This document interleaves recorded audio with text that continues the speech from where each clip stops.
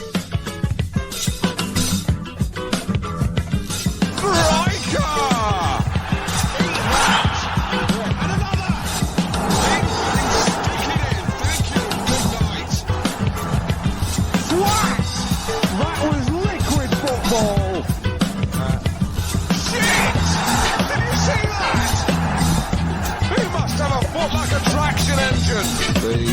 proof is in the pudding, and the pudding in this case is a football. Boom! Eat my goal!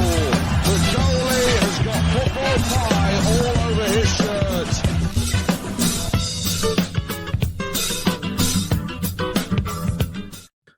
Welcome to this episode of the Down the Pool podcast. We are reviewing two games on this week's episode, myself and Gary. We're doing the dismal affair of the Forge game and then the much more uplifting game against Toronto. So welcome back to the show, Gar. Thanks, mate. Thanks.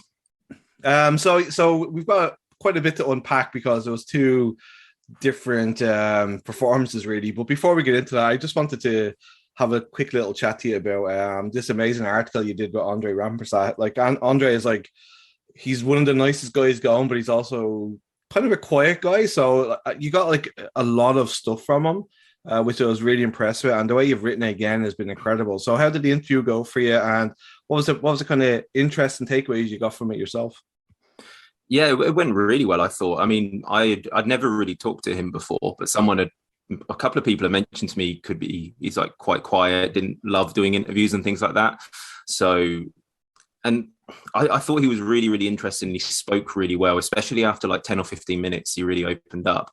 And I think it's more impressive because like the higher up in football you get, like footballers are really boring. Like, so like if you talk like any kind of high level footballer is fucking dull. They've got nothing to say. They're utterly vapid. And it's not their fault. It's because their whole life, they've kind of grown up in academies and their whole upbringing has been in like very male centered locker rooms. So like the biggest social weapon you have in them environments is banter and like openness and sincerity and being willing to talk about something in depth.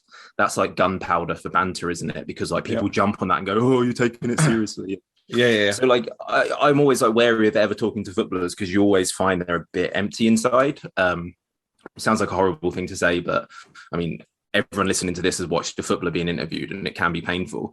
So it was like really refreshing to talk to Andre because I thought he didn't have any of that. Like he's someone that has lived a pretty three-dimensional life and has had really interesting life experiences.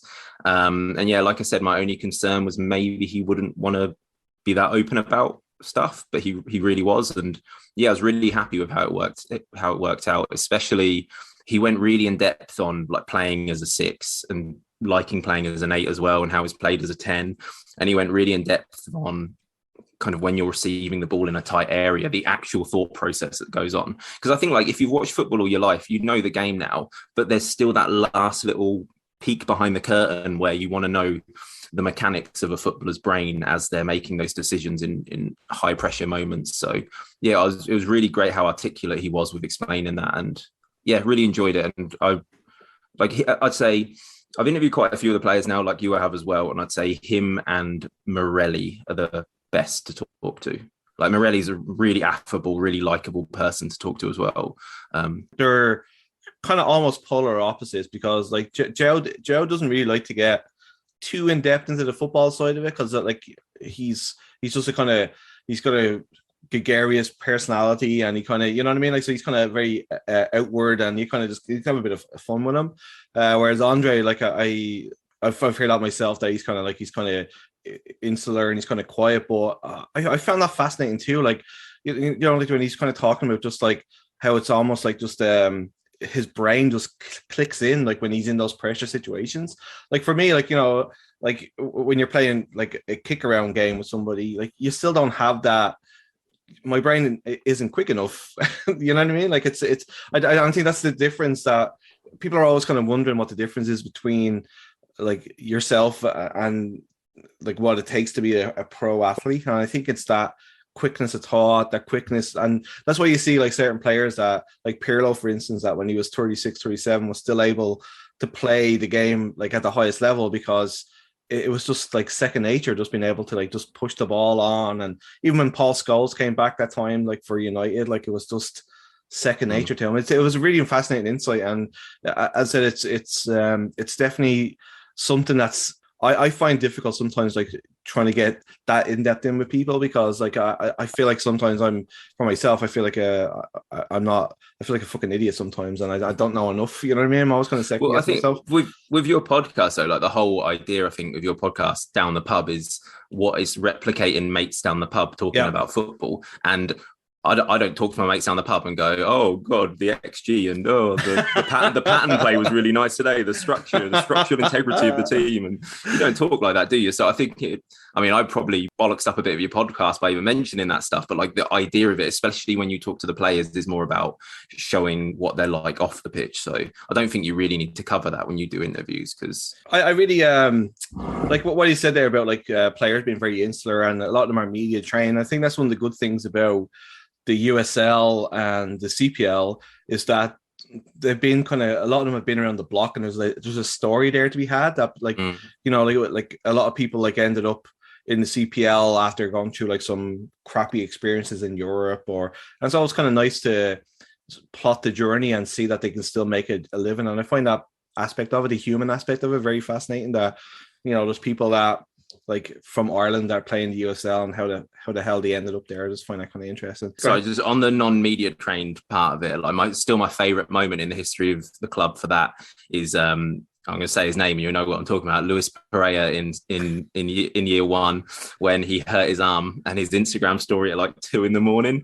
was him on a stretcher holding an arm in the air with a cast on it, and he had this like really gormless smile on his face. And we had a game, I think, the next day or something. So not only has he just shown the world that he's injured for that game, he's also just like clearly drunk or something. But like that's them moments where like, I know they have to be media trained, but I wouldn't exchange that for anything. Like having as a fan and the mythology of a club, like stuff like that's brilliant. And those moments are going to get less and less as time goes by, because people will get. But I must say another thing just before we move on to the games I found fascinating was I didn't realize about the Elton John thing, like them putting names into a hat to pick the captain, like that. That was an incredible story. Like I never knew that, and that's wow. I'd always been told that there was a vote and Rampersad won the vote. And so I kind of mentioned that to him when I was interviewing him, just to kind of segue into talking about him as a captain. And he was just like, no, that didn't happen. I didn't win that vote. That was Elton John. Elton won the vote and he gave it to me. So, yeah. What a gesture, huh? Like I thought that was a beautiful story. And it's a beautiful like moment of like passing the torch almost. Like I really, it's a great interview. And I'll make sure to link it in the, when we release this one, but anybody who hasn't had a chance to read it yet, check it out. It's a great insight into being a midfielder and like almost being at the top level, because like Andre's there, and if I feel kind of bad for him. I feel like he's missed 2 good years, because he's 27 now, which is kind of the upper age of a midfielder and a professional. So you'd say he's got probably 2 years left at his peak. Yeah, and these are like, and you've got to think for these sorts of players, these are peak earning years as well. So they're going to get the contracts that are going to kind of give him a nice couple of years after retirement if you've got to move to MLS or something. So I think if he had a different passport, if he had an American passport, he would have got an MLS move by now. Definitely. And like he definitely showed that, as we'll talk about later on, like he was able to hold his own against probably one of the best midfielders that the US has ever produced. So let's get into the Friday game, which was. We have to. Yeah, we have to, man. We have to, like, we have to take the rough with the smooth, I guess. So we're coming off the back of the 2-2 against Calgary, where we kind of conceded in the last minute. Me and you had kind of talked previously about like how seriously we were going to take this game. Me and you, we've always said the league to us is more important. Obviously, it wasn't to Stephen Hart, because he put out quite a different lineup. But do you think, just before we get into the lineup, do you think that played into Bobby Smirniotis' hand, that like as for his team talk to say, listen, these guys aren't up for this. They're putting out a second string team because they've got a big game on Tuesday. Do you think we're getting a psychological bump there? Maybe any other team, yeah, but I think Forge, they're a reactive team. Sorry, they're a proactive team, not a reactive team. So I don't think they give a shit who was playing. And it's kind of, and on the lineup, if we would have talked at halftime, I'd have said exactly the same as you. Like why are we so understrength? This is why we're losing. But we brought on our better players at halftime, and we lost the first half 1-0, and we lost the second half 3-0. So I think it was, you hand Forge the impetus by playing those second tier players, I think, and they build momentum and build confidence. But we were losing that game. We were always losing that game. I think from the first minute, like the guys I sit with, we kind of looked at each other and went, they're not on it tonight. Like you notice it that quickly. It was just, it wasn't good, and it was all to do with Forge. Just so teams pressed us, like that happens. We get pressed. This is a pressy league, but normally you kind of get a couple of forwards and a midfielder pressing our back line, so we can't play out that quickly and stuff. And but Forge pressed in waves, so they had their forwards pressed our defenders really aggressively, and not only that, then their midfielders pressed our midfielders really aggressively, so we had no outball to our 6 or 8s, and then their defenders pushed right up because we don't have Corey Bent playing. We've got 3 forwards, none of whom are particularly fast. So if you're Forge, you go, we can press them really tight and really high, because none of them are beating us in a foot race. If they play a pass over our heads, like, we are going to win that foot race, so no danger there at all. So you can press like that. Like the only time it nearly didn't work was in the first, I think it was 6th or 7th minute, when Akeem was through 1-on-1, and like that moment was the blueprint on how you deal with that. Like if teams press you that high, there is a lot of space in behind, and we made the most of it nearly. But that was the only time it happened, and they just suffocated us and pressed us to death, and it was miserable. It was a miserable game, wasn't it? It wasn't fun at all. So for this one, I was in behind the goal, so I was kind of able to see how our back line was kind of working. And normally when you're being pressed, it's usually around the midfield an awful lot, and you kind of just allow the defenders a little bit more time, but they didn't. And I found that like Peter Shaw was like trying to play a lot of long balls that just weren't coming off, and they were just playing right back into their hands. That long ball wasn't on, was it? Because the short ball into midfield wasn't on. The long ball wasn't on because we didn't have any pace there. It's just there's no way out.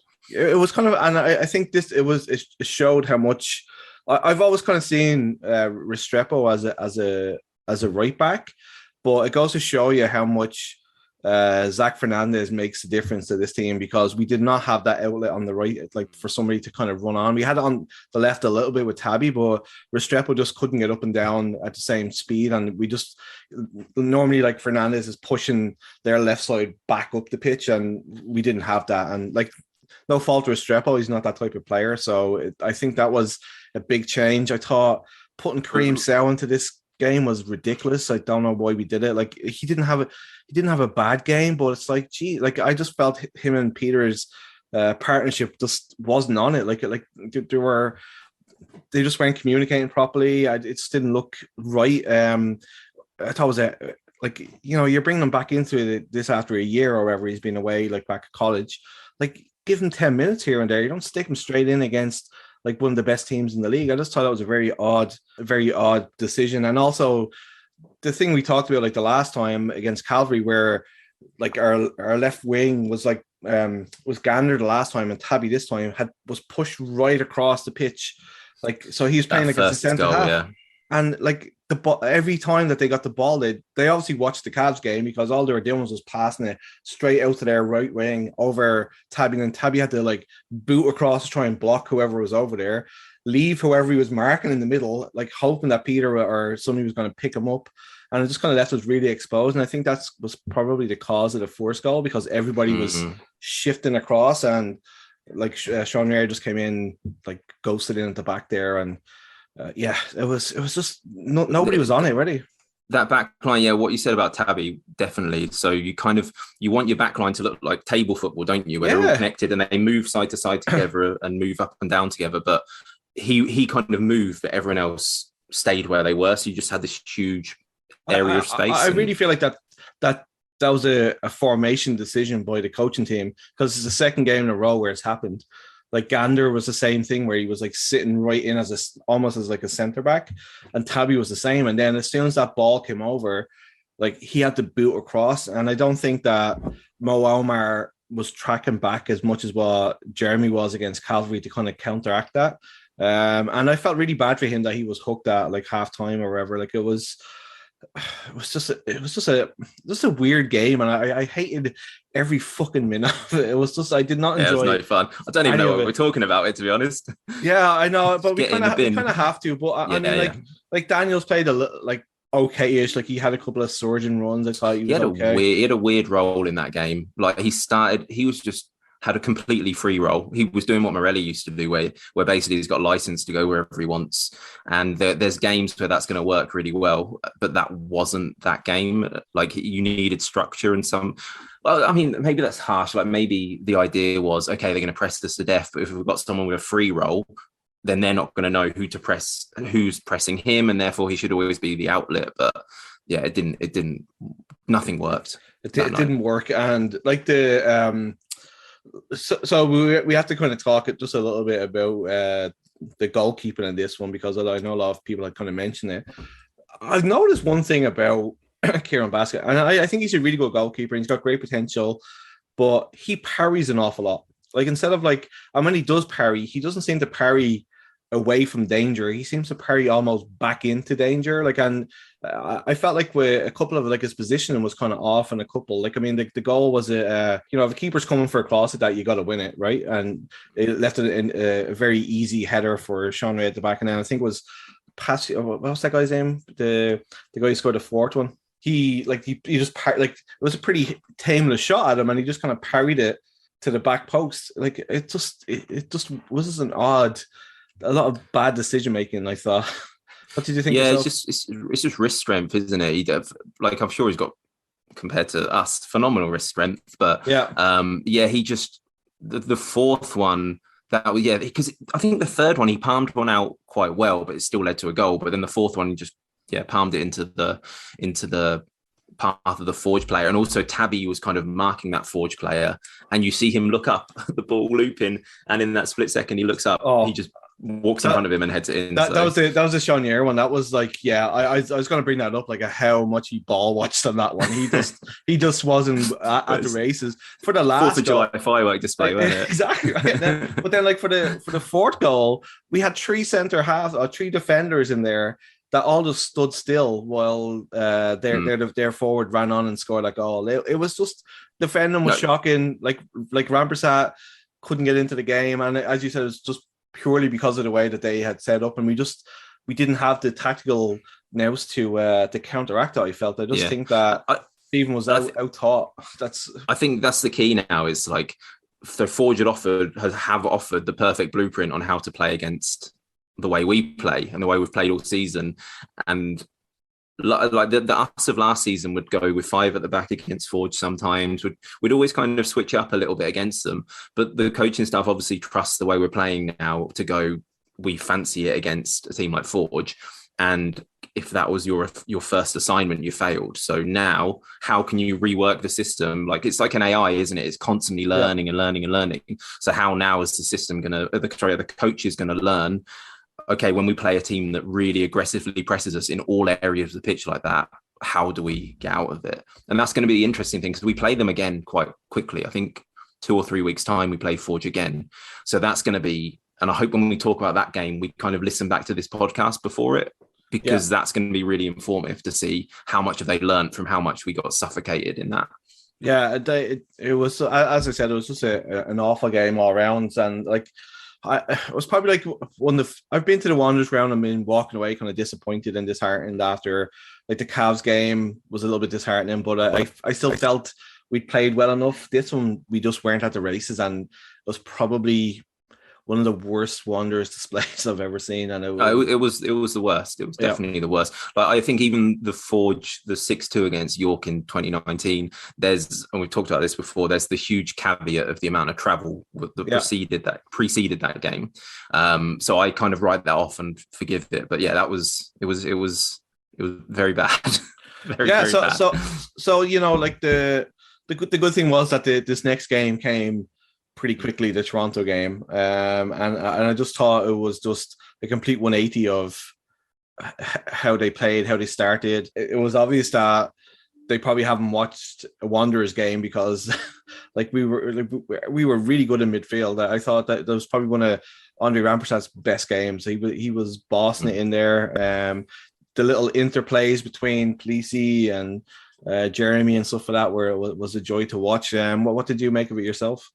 Yeah, again, it's night and day. We were absolutely brilliant against Toronto. I thought we controlled the midfield completely, which is saying something when they had Michael Bradley. And it's not a Michael Bradley that was phoning it in either. Like, this is Michael Bradley who a year or two ago, 3 years ago now, said how gutted he was Fury beat us because he wanted to play at Wanderers grounds in that sort of tight environment. So it was a Michael Bradley that would have been very excited about that night and wanted to play well.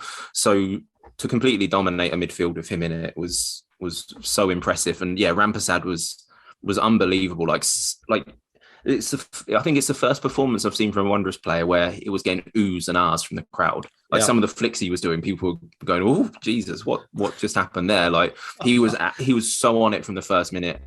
I think Polisi as well. Yeah, Polisi was excellent. Where did that performance come from? Like, he was like beating players, he was like making runs.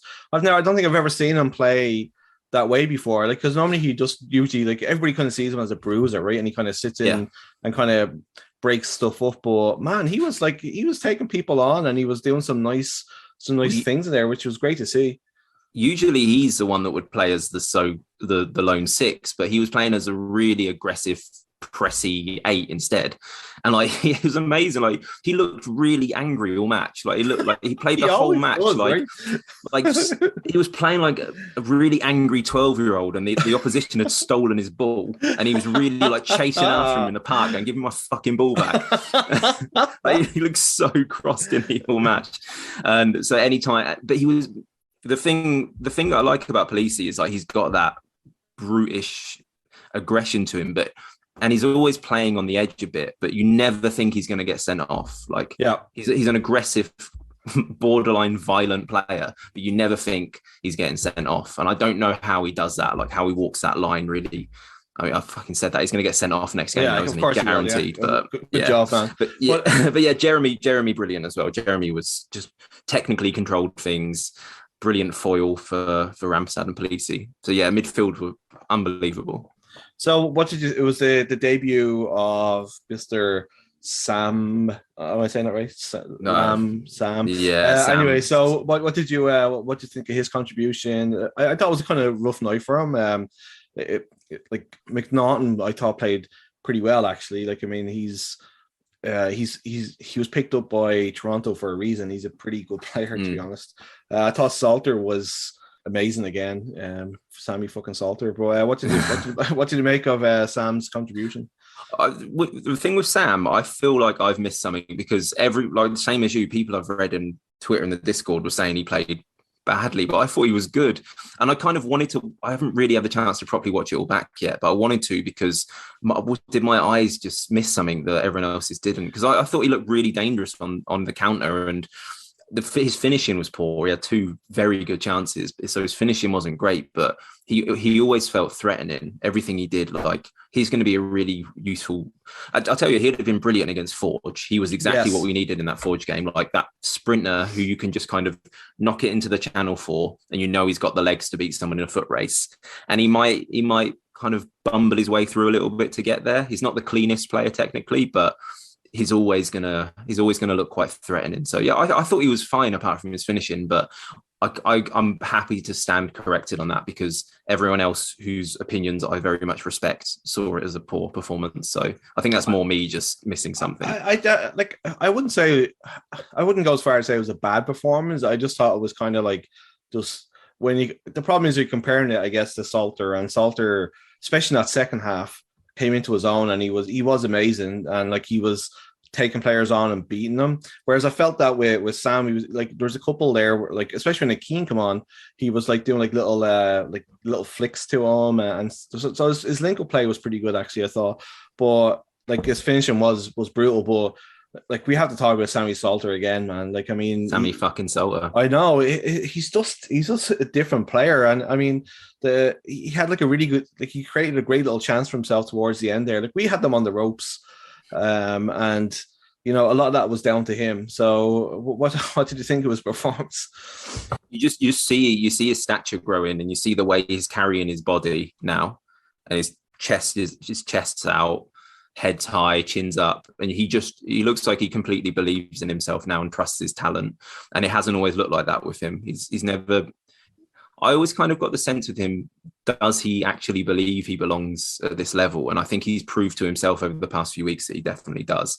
So he's carrying himself with a bit of a swagger, with a bit of arrogance, and you need that because.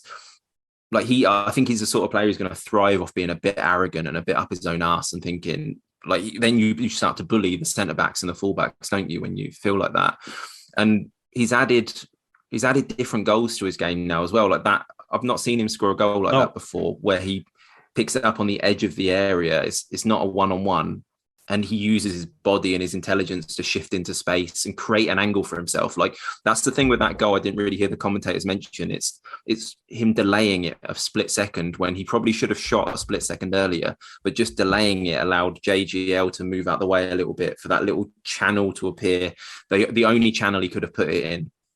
And he has a really good finish as well. And he almost used Michael Bradley as like an aimer. You know what I mean? Like, for sure. Yeah, because he kind of used him as, and like with the ball going around Bradley like that, I put the keeper off, and the keeper was like really slow to react. So it was a fantastic goal, and like it lifted the roof off the well, if we had a roof off the Wanderers ground, like everybody went ballistic. But like we kind of have to talk again, and you brought this up the last time about like how it's almost like a DNA thing where we concede late goals. And this is like, I walked away from this one and I felt ecstatic about how we played, but I was also really pissed off because I feel like we let another good chance go again. Because I mean, like last year against we've had two MLS teams now that we've almost taken the penalties to Wanderers grounds, and we've lost both games very late on. And the goal that we conceded was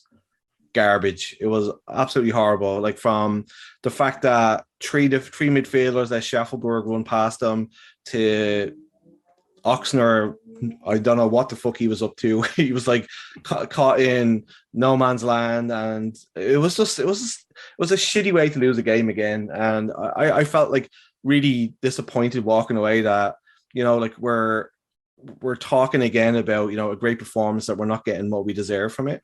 And it just reminds me so much of Euro 2012 when I think Ireland was being beaten 4-0 by Spain, and the fans had stayed behind to sing to the players, and Roy Keane, like was on ITV afterwards and was like, you know, like we shouldn't always just be going along for the sing song every now and again. Like we want to win stuff.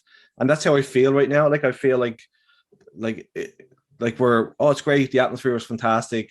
Everybody had a great time, but we should have at least got a penalty shoot out of that. You know what I mean? Like I feel like really disappointed that like we all had to walk away again. Like I felt very dejected. I don't know how you felt.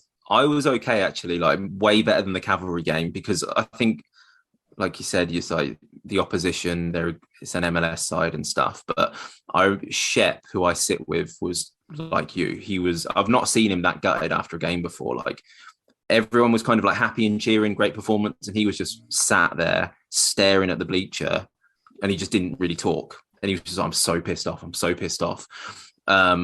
So we kind of had polarizing experiences, and I completely get it, because I was the same after the Cavalry game. And I think the frustrating thing for both those games is we concede late. But if I described a team that conceded late, you'd think that team was a team that was under the cosh, and the other team were peppering crosses in and shots in. You had all your men behind the ball, but it's not like that. It wasn't like that against Cavalry, and it definitely wasn't like that against Toronto, because we were the ones that probably should have scored in that last 10 minutes.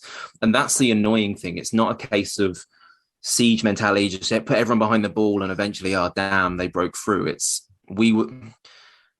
Are we committing too many players forward to try and get the winner? Is that what was happening there? Or I don't know, to be honest, but it's something that just keeps happening. And like we said last week, it's at the point now where it's a feature, not a bug. And like in this one, like looking back on the goal today, like it was just just people switching off. And I think that's the problem. I think it's like people are just switching off at the end of games like that. Like it's just carelessness. Like, as I said to like with Schaffelberg, like Mo Omar and Polisi, just let him run. Like, and it's almost like somebody else will pick him up. And that's the problem. It's like, you know, it was the same way Calvary where Kim Garcia was like somebody else will pick him up. You know what I mean? Like, and it's like instead of somebody taking the responsibility and saying, I'll pick him up, it's like somebody else will do it. And then that person doesn't come through because there's something else going on. And I just felt that we just got caught so flat-footed. And then Oxnard, I don't know what he was trying to do.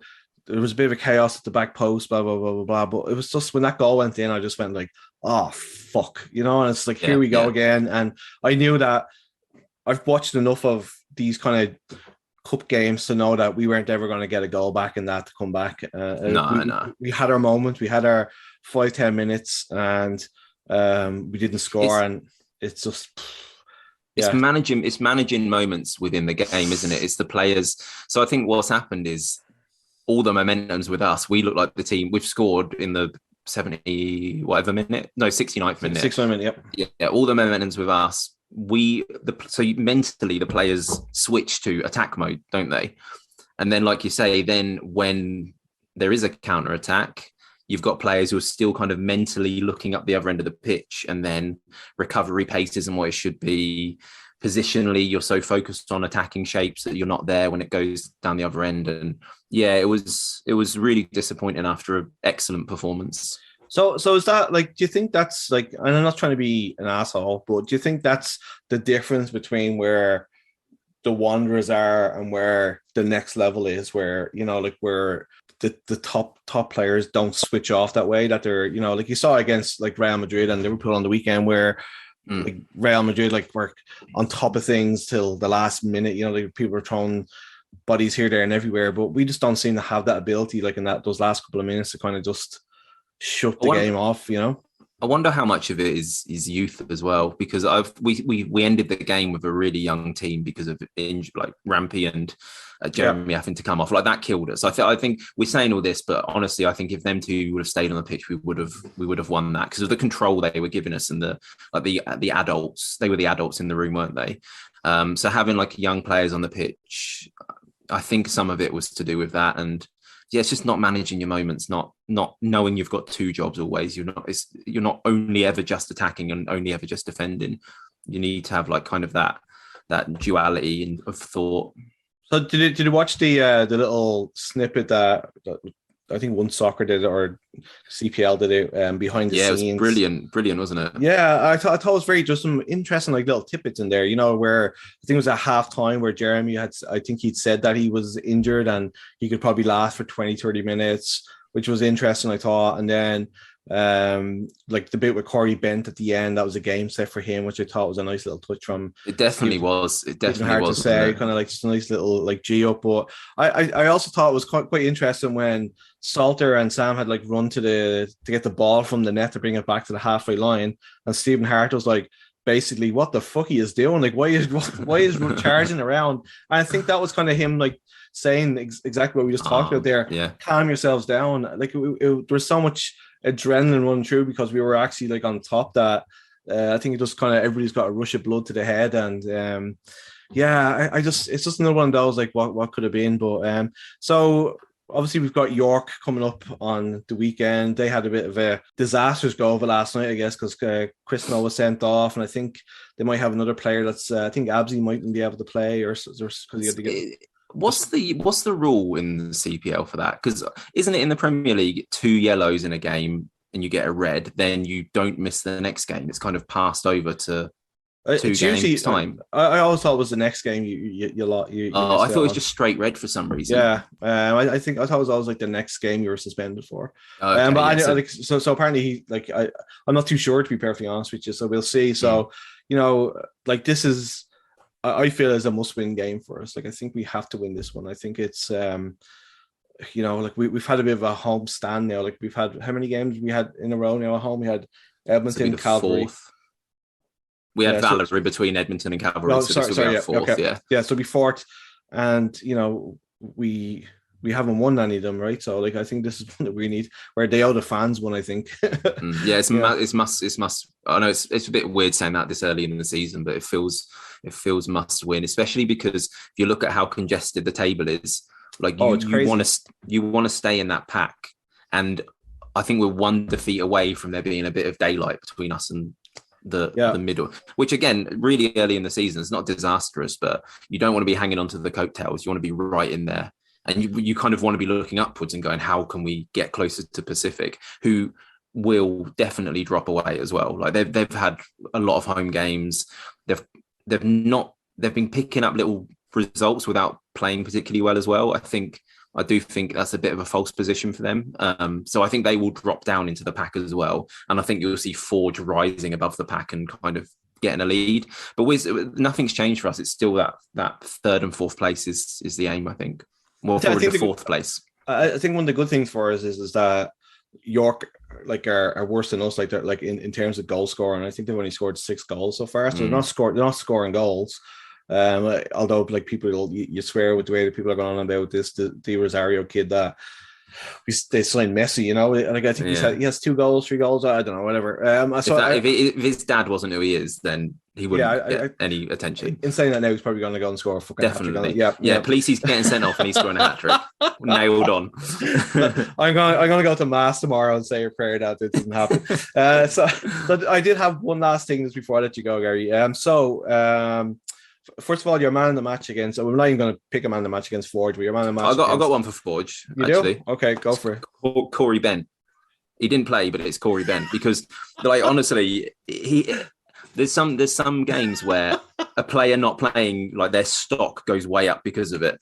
Yeah. And if Corey Bent had played against Forge, we would have had an out ball. We'd have had someone to run into the spaces behind. So yeah, Corey Bent from the stands was our man of the match for Forge. Yeah, I'm not even going to get into it. So against Toronto, then who was your man of the match for that game? I would say Rampy, but I've written about him a lot this week and I've talked about him a lot, and I feel it's getting a bit perverse. So I'm going to go Polisi instead because I thought Polisi. Oh, is that who are you going to go? No. I thought I heard he was going to get a restraining order put out against you. So probably should. I'm recording this from outside his apartment. I'm going to go for Sammy fucking. I think I gave Sammy Salter the last one too, but he was fantastic. I'm really enjoying. Seeing him happy playing football, as you said, because last season he just looked not happy with what he was up to. So that's great, and he's just a joy to watch. He's like the way he's beating players, and especially against Toronto, I thought that fair fucks him, like having the balls to do it. You know what I mean? Like a lot of people kind of wilt under that kind of pressure, and he was just up for it, and I really enjoyed his performance. But the one last thing I did have to ask you. So what did you make about Derek Martin coming out and saying that if Easton Ongaro became available, like he wouldn't sign him for the Wanderers because he doesn't fit our system? What did you think of that? I'm going to sound like a homer here, but I genuinely, when I read it, I agreed with him. But it was very unfortunate that the next day we played Forge and put in that performance when we were blatantly lacking an attacker. But honestly, I still think, and I'm someone who at the start of the season, I wanted to sign Ongaro. Like I wrote about it a fair bit, saying how I thought he was perfect for the way we played last year. But I do kind of get what he's saying actually, and I know everyone listening is shouting at me right now going, you fucking idiot, but I actually agree with Derek there, even though it's going to make me unpopular. I've got a feeling first of all, I find it kind of weird that like he came out and even responded to the question in any way, because he's not on the football side. It's it's Matt Fegan and Stephen Hart on the football side, and he really shouldn't have a say that much in it. That's just my opinion. But the fact that he did, I just think like you're burning a bridge with somebody for no reason. You know what I mean? Like it's like I think we'd be lucky to have him here. Like the fact that like he's the top scorer, you can't look past that. Like I mean, like this league is very difficult to find people who can score goals. And if you're just burning a bridge with somebody, it just doesn't make sense to me. And I know what you're saying, like what he said kind of makes sense, because like obviously Salter is starting to play a lot better, and the way that we play with 3 up top, he probably wouldn't suit him. But I just think he's good enough that he would, like you kind of fit a system around him a little bit better. You know what I mean? So I think with Ongaro as well, I think Ongaro thinks he's too good for the league, like the way he's talked about it before. I think he comes back here if it's the very, very last option on the table. Because he went away before and came back, and I think he was probably a bit embarrassed about that, and it's happened again. It's not quite worked out. So yeah.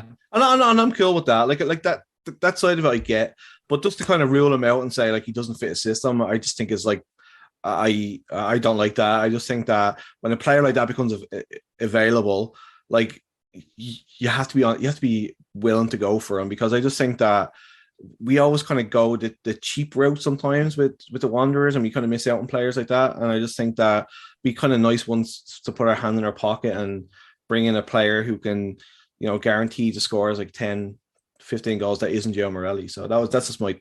I know how much of a homer I sound like here, but I think the club's thinking is probably Sam is the option who scored 15, had a 15-goal season in the USL. Fits the way we play more, therefore that's the option we want at centre forward. I do agree actually, even though again I know people are gonna. You're such a fucking homer, man. Jesus Christ.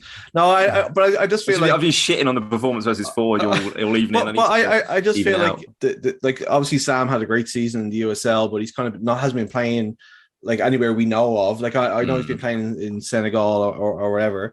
Like it just feels to me like that's the way we do stuff. Like we'd go for this guy and hope that he comes good rather than going for somebody that we know has done the business before. And I just feel like we kind of at some stage we're going to have to like put the money out there, and like because Derek talked before at the start of the season, and I think that didn't help himself by saying that he wants to bring a championship back to Halifax and he wants this and that and that, and we got that horrendous display against Forge, and then we lost in the last couple of minutes against Toronto. You know what I mean? So I just feel I wonder how much cap space. I wonder how much cap space there is, because I think we probably.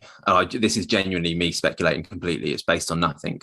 I think we probably pay some of our players a lot more than we think, and I don't even really want to get into this speculating about what individuals earn and stuff. But I think we've got some quite well paid players, and I don't know how much there would be available to bring in. Like if you're Ongaro, I think it's kind of, we all know the top of the cap is like around between 70 and 80,000 a year. He's going to be demanding something like that. And what team right now has got the cap space to shell that out? The other stuff I completely understand, like from a system point of view, I think I could quite easily be convinced that we should sign him.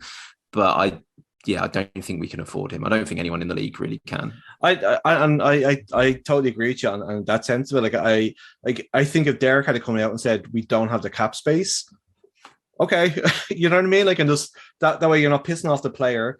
You're not like having fans having this debate about like why systems and da. I just felt it was an odd one. Like from, and I know I really appreciate the fact that he comes out and he, as an owner, and kind of gives us these bits of information that he does where a lot of other owners don't, and I really appreciate it, and I hope he never changes.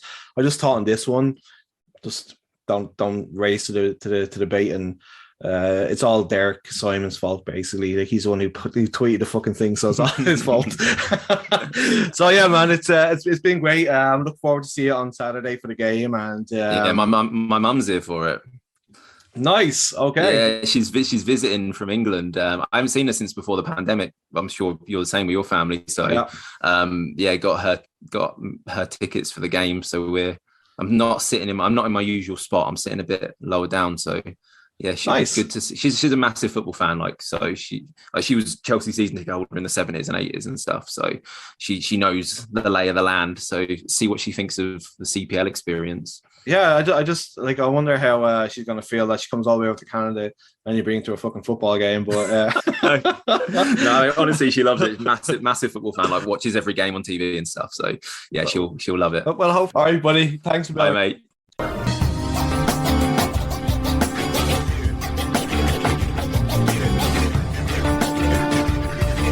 Folks, please. Right foot, please. Time to drink up, folks. Get out. Out to folks.